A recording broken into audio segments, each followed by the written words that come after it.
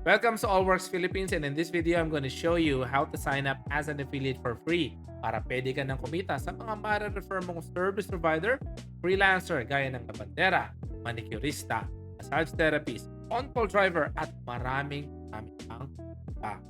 So after downloading ng app, yan lang, choose nyo lang yung sign up as an affiliate. Click sign up. Fill upan nyo lang po lahat ng mga fields dyan, okay? And yung affiliate code naman po, you can leave it blank. You can create your own password. Okay, when you're creating your own password, it's important to note that your password must have one capital letter, number, or even characters. Okay, when you click next, okay, our system is gonna send you an OTP. So check your spam and other folders.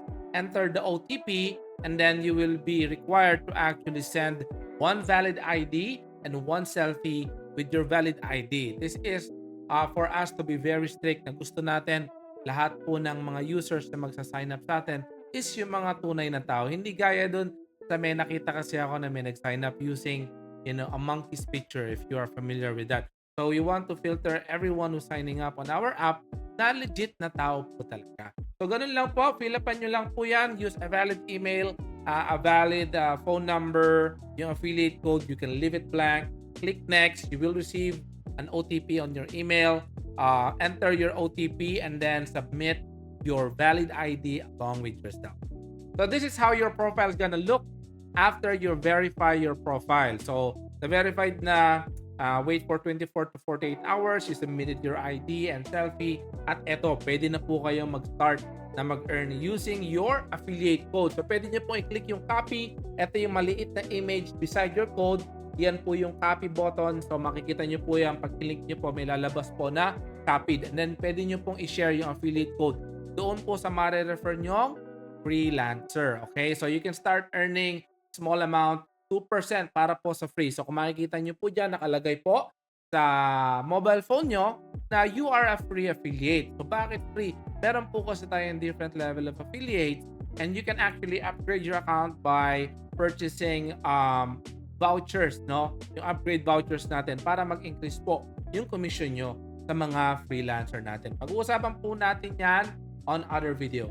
So tignan pa natin yung mga ibang section ng app natin. So dito sa homepage, yan yung makikita yung total commission if ever na yung mga na-refer nyo po is meron nang na-complete na bookings, yan yung po makikita yung total commission nyo. Okay? So recent payout, yan po malalagay yung lahat ng mga booking IDs. Okay, punta po tayo sa profile. Here you can see that my profile is verified.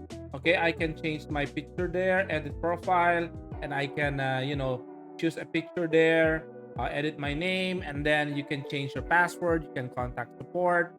And etong refer to friends, ito po yung magiging share link na lang po ito. So we're still fixing this one, and this is going to be the share link. Ibig sabihin, ito po yung link na pag share nyo, marerekta na po ito sa Play Store and App Store para hindi nyo na po kailangan i-share yung code nyo.